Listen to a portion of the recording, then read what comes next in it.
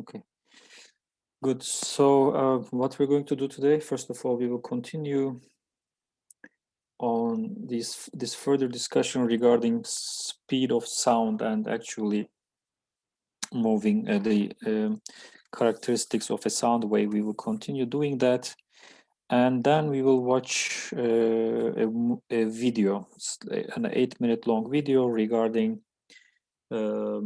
basically talking somewhat about these shock waves, the physics of these shock waves. Some of the topics you will have already seen in the video, and some applications, and then also some video will talk about some other topics basically that we are going to cover probably next week or the week after that. So before that, yesterday actually we were talking about the case that there is this sound wave, not a shock wave, and it's a stationary sound wave, so it's not moving. So we have these flow properties. I mean, the gas is moving with speed of sound. So because of the fact that we fixed the wave, so the gas is moving towards it. So it has these properties, and after the gas passes over the sound wave, there are infinitesimal changes to the flow properties, including the speed of sound. This was the problem or the conceptual exercise that we were doing. Regarding this exercise, similar to what we did actually also yesterday regarding the application of a normal shock wave, we did a control volume analysis, got some equations, conservation equations. Now we were doing the same thing for the sound wave. So we actually did already the first equation for the continuity equation, and at the very end what we reached is this result. Let me replicate this from yesterday's notes. So rho times dA plus A times d rho. That was from continuity equation. Now if you write the we will write we will keep doing the same exercise we did for the shock wave here. Now we will do it for the sound wave, conservation of momentum on the control volume enclosing this sound wave. So basically what we have is and the gas velocity is a, so speed of sound. So p plus rho a square on the left hand side before the gas hits, or before the gas passes through the sound wave, and that turns into p plus dp plus rho plus d rho, and then a plus dA square. Okay, so if we work out this equation, the right hand side of the equation, of course, let me write this down anyway. So we will have rho a, we will have or let me put it, let's go step by step. So we will have rho plus d rho, and then a square plus 2a dA plus dA square. So if you keep opening up all the terms, so we would end up with p plus dp after some organization, I mean, plus rho a square plus 2a rho dA, and plus a square d rho plus 2a dA d rho. Again, similar to what we did before in the continuity equation, we will ignore this term because this is a multiplication of two very small numbers. So this can be considered to be negligible compared to the other terms in the equation. And also, if you compare the left and right hand sides of the equation, we have, for example, p plus rho a square on the left hand side, we have p plus rho a square on the right hand side. They will basically cancel each other out. If you do those cancellations and neglect small terms, we end up with this equation. 0 is equal to, left hand side is 0 to a rho times dA plus a square d rho plus dp. So we call it our second equation. If you remember our first equation, we gave number 1 to this equation. So basically, if we solve it together, we can solve number 1 and number 2 together. Basically, that gives us an expression for speed of sound. Solving 1 and 2 gives us an expression for a square, basically. A square becomes equal to dp over d rho. Okay. Now the thing is, so this is a result of, again, let's write it down. This is a result of conservation of mass and conservation of momentum across a sound wave. Okay, across a sound wave. So basically, and we do know one important fact about the sound wave that we discussed yesterday, and that fact is a sound wave basically is an isentropic process. It's not like a shock wave.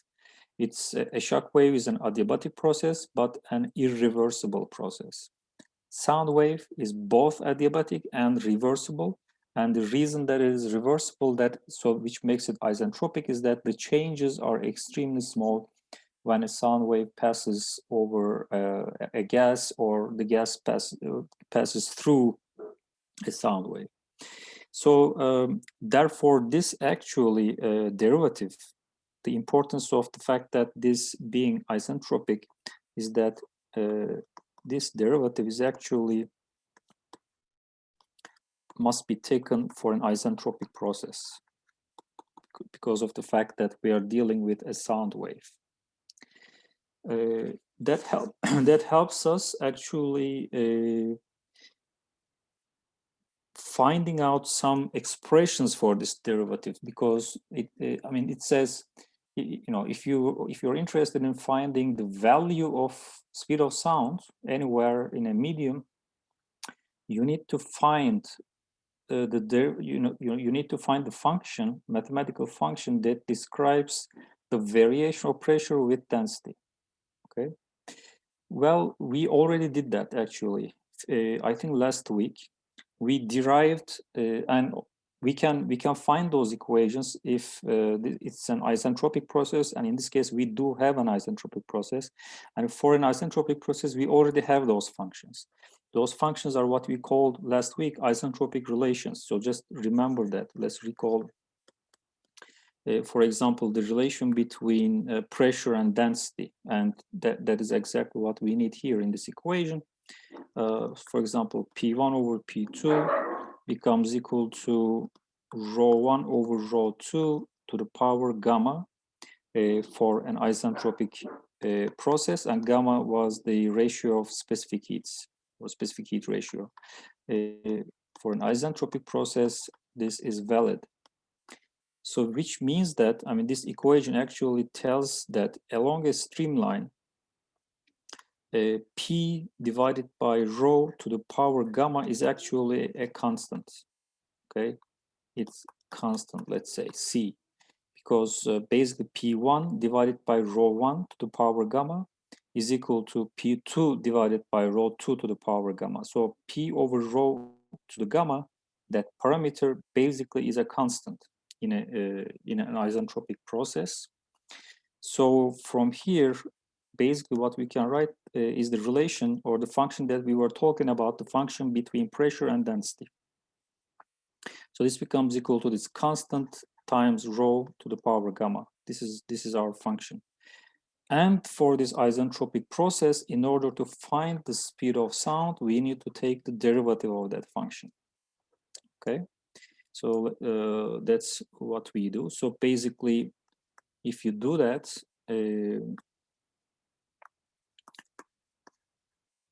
for an isentropic process, so you just take the derivative, it becomes equal to basically c times gamma rho to the power gamma minus 1. And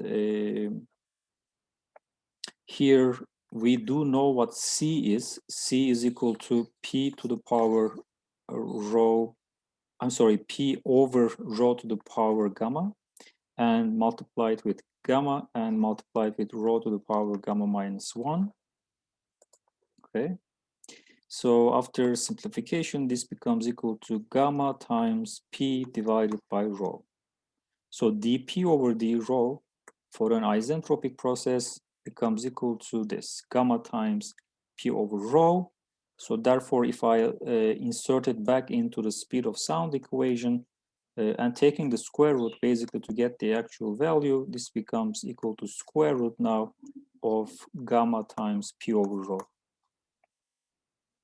So we can go one further step, because we do know that from equation of state, P over rho is equal to actually R times T, gas constant times temperature. So I can make use of that relation as well. So I can also write speed of sound is now equal to gamma times R times T. So basically, it says that the speed of sound actually now changes. I mean, gamma, assuming a calorically perfect gas, gamma is a constant, R is a constant. So speed of sound basically changes with temperature. And in terms of aeronautical applications, flying vehicles, this is quite important, because we are designing vehicles that, whether high speed or low speed, regardless of the Mach number range that they are actually designed for, they have to operate within the atmosphere, within the first two layers of the atmosphere, up to, I mean, at most maybe 50, 60 kilometers. That's still deep within the atmosphere. We do know temperature is not a constant in the first layer. Up to about 10 kilometers, the temperature drops down and then remains pretty much a constant in the stratosphere up to mesosphere. So but we operate within troposphere and stratosphere in the first two layers. So especially up to 10 kilometers altitude, the temperature decreases, which means that speed of sound decreases. So if we are talking about the flight Mach number, or the design Mach number for an aircraft or any flying object, now, which means that we have to take into account that in that Mach number calculation, actually speed of sound will be different at different altitudes. The speed of sound value at sea level, so at sea level 0 altitude, so let's say, using standard sea level condition, temperature, standard atmospheric conditions, this is approximately equal to 340.9 meters per second, okay, at sea level. If you go, start going up from sea level up to travel towards the end of troposphere, 10 kilometers altitude, about 10 kilometers altitude, this will drop down. Because just to remind you, sea level, for the standard atmospheric conditions, sea level temperature is taken generally as 288 Kelvin, 15 degrees Celsius. But at 10 kilometer altitude, for example, this is about minus 56.5 degrees Celsius. Okay, so you add up with 273, you get the Kelvin value. So therefore, the temperature will be significantly different, which will make speed of sound significantly different. So even, I mean, an aircraft that is flying at the same Mach number at sea level and at 10 kilometers altitude will not be flying with the same speed. Okay, so you have to understand this point. Now, so this is how we actually calculate. You know, you may have seen this relation elsewhere in your, I don't know, previous classes. Maybe in aerodynamics 1, we might have talked about it, or in fluid mechanics, you might have seen it. So this relation is basically obtained through through the exercise that we just did, through the control volume analysis around a single isolated stationary, which means not moving, sound wave. Okay. Now, this is also implications, the definition of sound wave and the definition of Mach number that we have already introduced. They have implications regarding the compressibility of the flow as well. Here in this class, as we've been talking, we are dealing with inviscid compressible flows. So let's again remember from our first weeks, recall the definition of compressibility. Recall the definition of compressibility.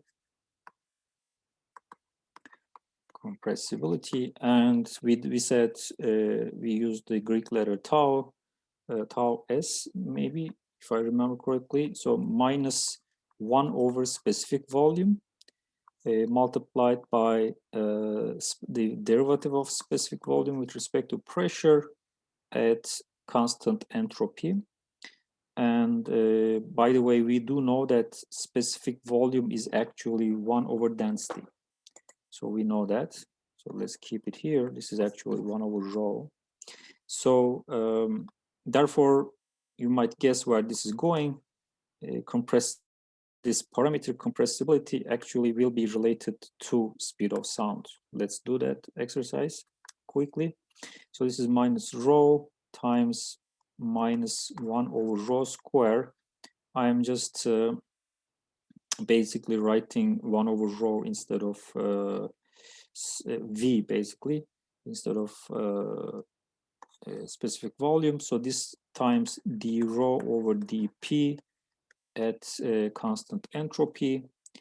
And so this becomes equal to 1 over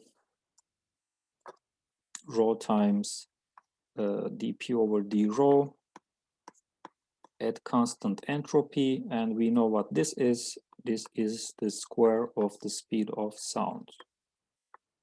Okay, so there is a relation, direct relation between the compressibility of a gas and the speed of sound of that medium. So basically, if I take A out to the left-hand side of this equation, the speed of sound also becomes equal to 1 over density of that gas times the compressibility of that gas. Okay, so that's why in compressible flow analysis, that's basically the main reason why we are very much interested in speed of sound. And not only that, we are very much interested in Mach number. So the question, we know the definition of the Mach number is the ratio of the local speed of the gas or the speed of air, for example, flowing around your fighter aircraft, as compared to the local speed of sound, meaning that we have to calculate the local speed of sound based on given temperature levels at that flying altitude, for example. But we know that that's basically the ratio is the Mach number. But how does Mach number come into play? So basically, if we consider the ratio of kinetic energy of the flow, kinetic energy to the internal energy of the flow, internal energy. So this is basically E, and this is basically U square over 2. Okay, so let's check that ratio, what we mean by that. So V square over 2 is the kinetic energy divided by the internal energy E. So this is equal to V square over 2 times CV times temperature. CV is the specific heat at constant volume. So this is also equal to V square over 2. Now, instead of CV, I can write R over gamma minus 1. Remember, we derived this equation before, times temperature. Yeah. And just then rearrange this a little bit, you end up with basically gamma over 2 V square and then A square divided by gamma minus 1, which becomes equal to gamma times gamma minus 1 over 2 times Mach number square. Okay, so this is kind of interesting because what it shows you is for a given gas, so this is a constant, for example, the Mach number is in fact an indicator of this physical ratio. The ratio of the kinetic energy of the flow to the internal energy level of the flow, okay? And we see that, I mean, the square of the Mach number is proportional to that ratio. So therefore, Mach number, it indeed is a measure of the directional motion of the macro scale gas. For example, let's say we're talking about high Mach number flows, supersonic flows, hypersonic flows. So this ratio becomes a very big number, right? It can become a very big number. So this means that the macro scale kinetic energy of the flow is very, very high compared to the internal energy of the flow, which is an indicator of the random, random motion of the gas molecules, which is an indicator of the, for which temperature is used as an indicator, right? So that it is very, very, very energetic flow, and that energy level is substantially high compared to the actual molecular level, let's say temperature related energy of that gas. So Mach number is also, it does have this physical meaning, and its relation to the compressibility or the speed of sound is of course very straightforward from this simple relation. So I mean, Mach number not only shows you, that's what I'm trying to say, it not only shows you, how fast your vehicle is moving with respect to local speed of sound or whatever, or how fast the air is moving around your vehicle, if you think about in the other way around. It also shows you, it's an indicator of the energy level of this gas, how the kinetic energy level compared to the molecular energy level of the gas. So basically, these we will talk more about these importance. We will make use of now these concepts: Mach numbers, speed of sound, energy conservation. We will make use of those as quite a lot in the coming minutes and coming weeks. But before that, right now we have a nice formal definition of speed of sound. We have a good understanding of a sound wave, and if you remember our discussions yesterday, how these sound waves are created when we create a disturbance in the flow, how these waves are created, they propagate in a medium, creating tiny disturbances in the flow and all that. And they propagate with the speed of sound. And now we do have an expression in terms of how to calculate that propagation speed. Now, after finishing all this, we will watch this video. This video will talk about some of the stuff that is related to these disturbance waves, propagation of these disturbance waves, and then also talk about some other topics we have not seen yet, and we will be seeing in 1 to 2 weeks, starting from next week. So let's watch it now.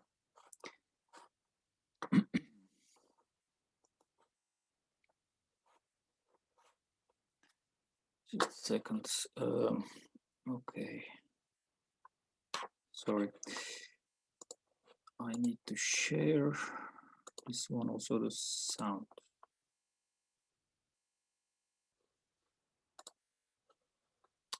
Okay, let's watch it.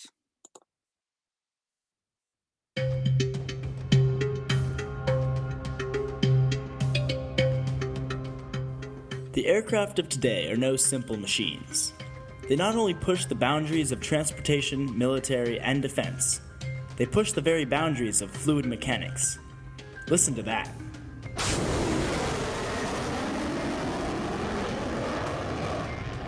That's the sound of a sonic boom, an F-22 breaking the sound barrier and creating what we call a shockwave. Understanding this phenomenon will allow you to unlock the mysteries of supersonic flight and truly appreciate the complexity of these machines.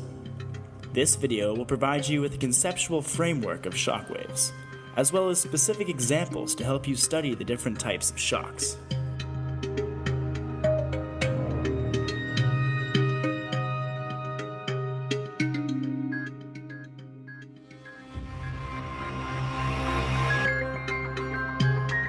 It's one of the most intriguing properties of air, something that drives the way we design all aircraft. It all comes down to the special relation with the speed of sound. Picture an object moving through the air. Intuition might tell you that the air flows around the object like this, moving out of the way and then coming back together. The air seems to know that the object is coming. Well, this is because there are pressure waves that propagate forward from the leading edge of the object. These slight increases and decreases in pressure cause the air to diverge.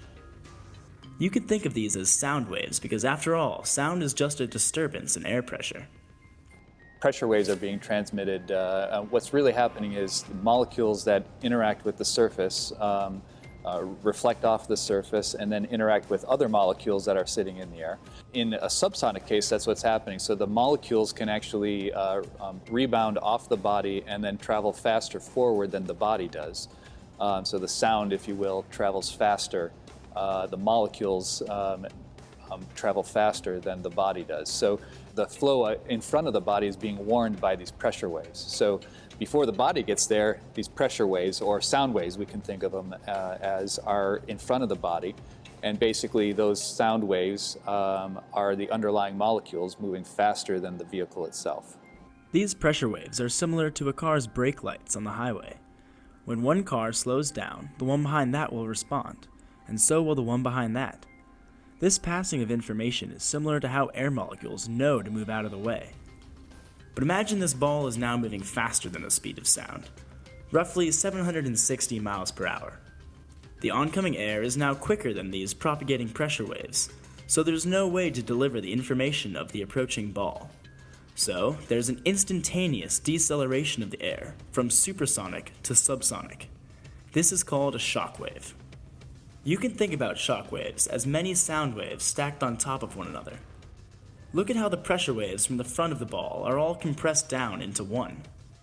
In a similar sense, let's zoom out and look at this scenario. Here, the pressure waves from the object propagate outward in all directions. This is what it would look like if the object were not moving. Giving the object some forward velocity results in a wave distribution like this, where the sound is compressed in the front and expanded in the back. You might recognize this as the Doppler effect.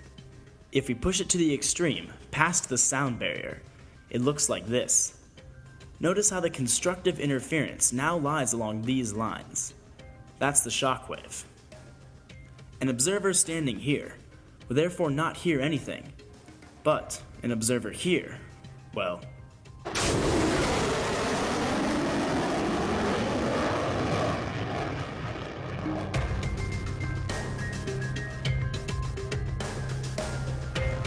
you can see shockwaves come in a variety of flavors.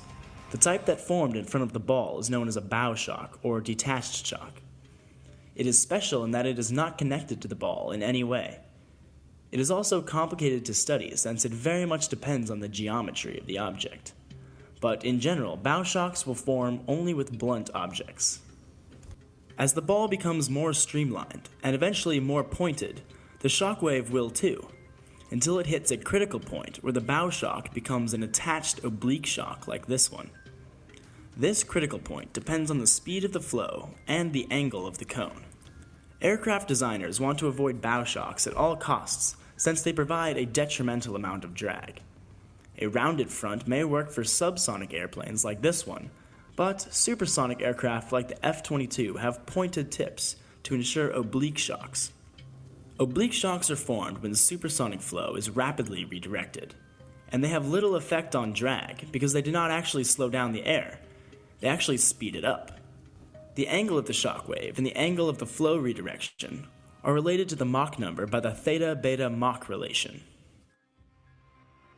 Once again, if this angle is increased too much, we revert to the bow shock case, because the flow is unable to turn at that speed. On aircraft like the SR-71 Blackbird, the engine inlets are large pointed cones to create oblique shocks when the aircraft travels at supersonic speeds. These are carefully designed so that the shock waves fall just inside the entrance to the engine. Otherwise, the drop in pressure would ruin the efficiency of the engine.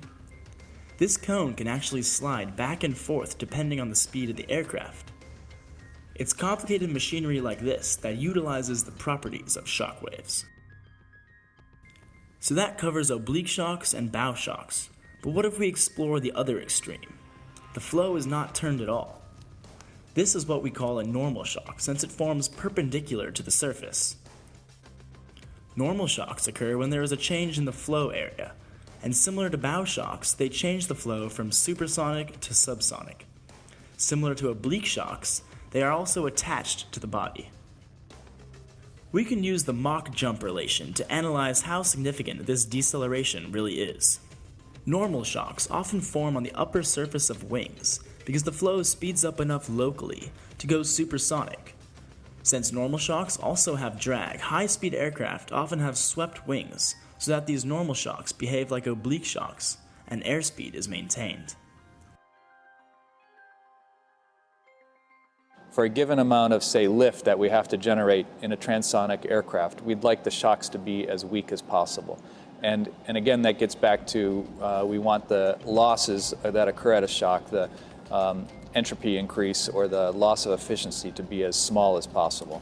And the key factor there is really what's the Mach number normal to the shock wave. If the Mach number normal to the shock wave is small, that's going to help decrease the strength of that shock, makes the losses less. These three types of shock waves are very easy to confuse, but by remembering how they affect aircraft design, you will have a better understanding of their specific properties. As you investigate shock waves further, you will discover how they change not only the aerodynamics, but also the thermodynamics of air. And as we continue to push the limits of speed and efficiency, we must be ever mindful of the effects of shock waves and how they drive our design decisions.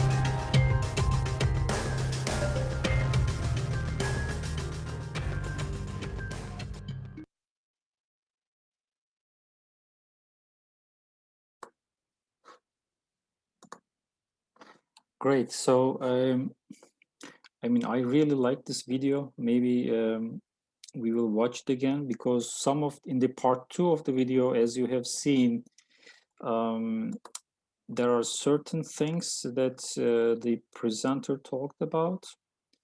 By the way, I'm trying to find my whiteboard. Hocam, Just a second.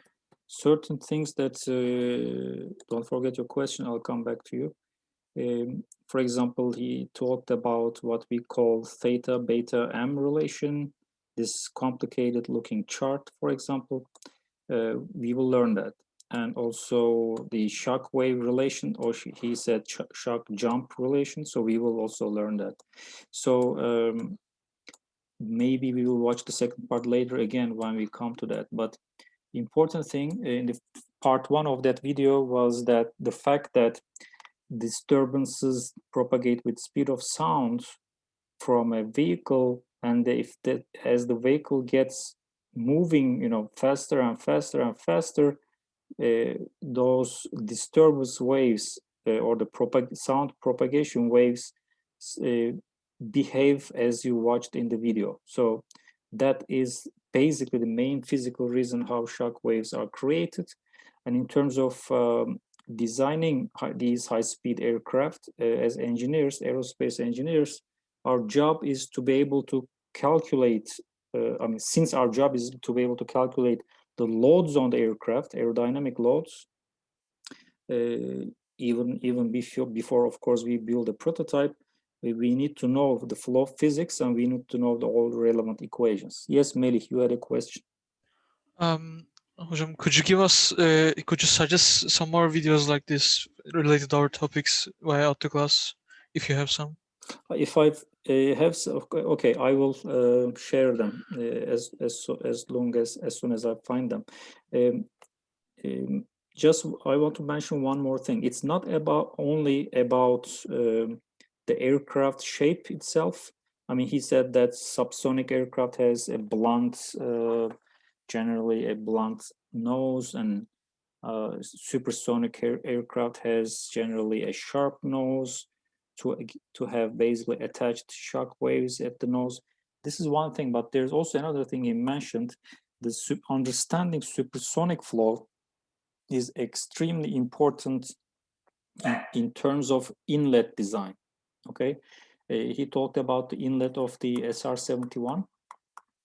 This SR-71 has two hybrid turbo ramjet engines, so they are similar to turbojets. The thing is, all these engines, including ramjets, ramjet, turbojet, turbofan, one deficiency of those engines is that they cannot work with supersonic inlet Mach numbers. Okay, at the front of the engine, the first component is a compressor. Before the compressor, upstream of the compressor, you should definitely have a subsonic flow. There is no exception to that.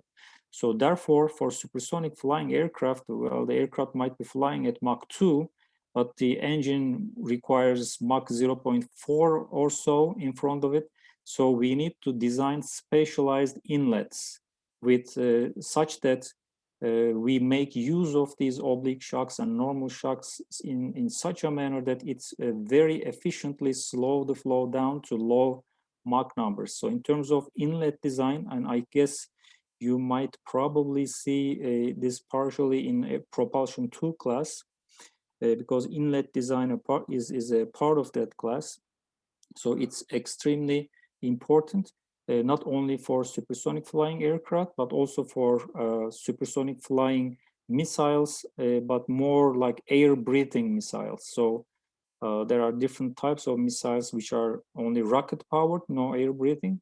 Also with some of them with more like what we call more have ramjet engines, and ramjet engines, you do need to design a specialized type of inlets. By the way, regarding all of these topics, I mean, once you graduate, everything that we discussed so far is being applied on real systems in different companies in Turkey as well. If you go to TUSAŞ, if you go to Roketsan, if you go to TÜBİTAK SAGE, you will have to work all of these, you will have to have a solid understanding of this high-speed flow physics, because you will work on engineering projects that requires this knowledge. So good. Any other questions at this stage? Hocam, Evet. regarding the SR-71, why don't they simply just use a scramjet instead of a ramjet for this? Ufuk, good question. Easy answer. There was no scramjet technology back in 1960s. SR-71 is a 1960s era aircraft. Okay. Yeah, and I mean they did have ramjet engines, but ramjet engines also need subsonic inlet flow. Of course, they did have turbojets. Turbojets are from Second World War era, and but SR-71 has, since it has very high flight Mach number, Mach 3 plus, so they needed special type of engines called turbo ramjets. So actually, it's a combination of a turbojet and a ramjet. Normally, it takes off like a turbojet. The turbojet brings it up to around Mach 2 or so, and then it closes off the turbojet engine and starts operating as a ramjet, and then accelerates further if it wants to accelerate. So, but they did not have scramjet technology. Scramjet technology is quite difficult. It's very, it requires many flow physics that you need to understand in addition to shock waves, in addition to combustion, flow mixing, mixing of fuel with air at very high speeds, all kinds of complex flow physics. It's not easy to do, so that technology was not there in 1960s. Okay, so thank you, sir. No problem. Now we have a little time left, but I would like to start continue basically our discussion. Then we will pick it up from this point. We will at this stage we have a good understanding, I hope, of speed of sound, Mach number, and conservation equations and everything. Now we will work a little bit about a little bit more details on what we call energy equation, conservation of energy, and some different forms of that energy equation that we will obtain. So special forms of the energy equation. Hocam, Melih. if it's only me, but I can see your screen right now. You're not sharing, hocam. Evet. Ben de kendi kendime yazıyorum burada. Evet. Share edelim o zaman. Niye share etmemiş onu? Okay, let's share this. Yes. Can you see it now? Yes, we can, hocam. Yes. Okay, so special forms of the energy equation, again, are under the context of steady state flow, adiabatic flow, inviscid flow, those are valid. And if you remember, we already derived this equation. It looked like this, very simple.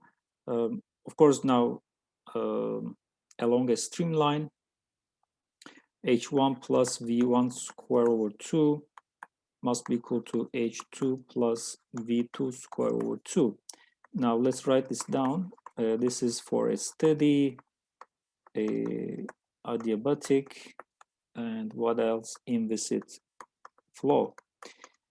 Now the thing is, so this one and the subscripts 1 and 2 are, let's say, along a streamline, right? So here could be 1, here could be 2.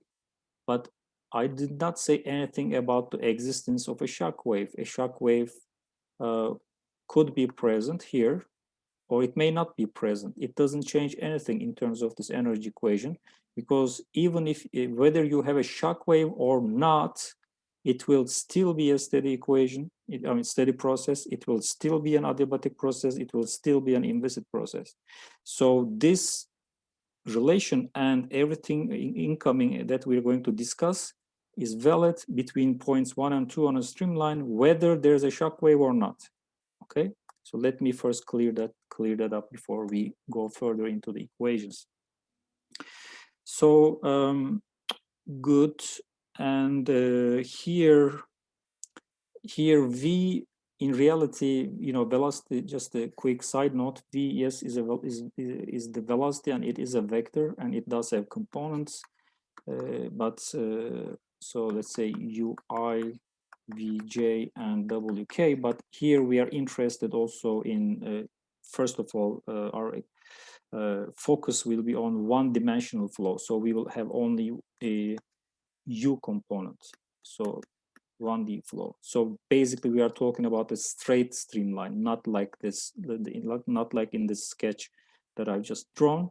So 1D flow, meaning the velocity vector will be only U times I, only one directional, single directional, so that I can write the energy equation as H1 plus U1 square over 2 now, instead of V, H2 plus U2 square over 2, and actually that's the whole thing, this H plus U square over 2 enthalpy plus kinetic energy. We know that we called it stagnation enthalpy before.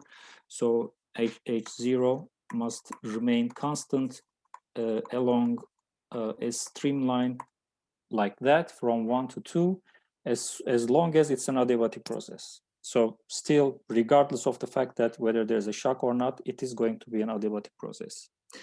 So we know that enthalpy, static enthalpy is equal to Cp, specific heat at constant pressure times temperature. So we make use of this in this energy conservation equation along the streamline. So we write Cp times T1 plus U1 square over 2 is equal to Cp times T2 plus U2 square over 2. And also this must be equal to Cp times T0, stagnation temperature. And I will make use of the expression of Cp in terms of gamma and R. Cp is actually equal to this, gamma times R over gamma minus 1. We have derived this before. So if I make use of this inserted in this above equation, what I get is this gamma R T1 over gamma minus 1 plus U1 square over 2 must be equal to gamma R T2 divided by gamma minus 1 plus U2 square over 2. And also in terms of stagnation property, gamma R T0 over gamma minus 1. But now we have a new information we just learned. Gamma RT1 is equal to actually A1, speed of sound square in reality, because square root of gamma RT is speed of sound. So this is actually A1 square, and this is actually A2 square. And this one we can call it A0, so square. So speed of sound or stagnation speed of sound, we call it. Okay. And let me finish this, then we will end up for today. So if I reorganize this, it will become equal to A1 square over gamma minus 1 plus U1 square over 2 will be equal to A2 square over gamma minus 1 plus U2 square over 2 and A0 square over gamma minus 1. So A0 is again the stagnation speed of sound. So this relation now is valid along a streamline, and right now we are concerned about this, flat streamline going from left to right, from point 1 to point 2 in a one-dimensional sense. So and that is whatever these values are, they are all equal to each other, and it's going to be equal to a constant. So whatever that constant is, that does not change when you move along the streamline from point 1 to point 2. Again, let me remind you that fact, regardless of the fact that whether there's a shock wave or not in between 1 and 2. So we will pick up from this point and investigate some interesting cases based on this last equation that we have just obtained. Okay, so let's stop here, and we will continue next Wednesday. Okay, and if I find other videos, I can also I will share it. Okay. Teşekkürler hocam. Peki, herkese teşekkürler. Let's stop recording and stop sharing. Hocam.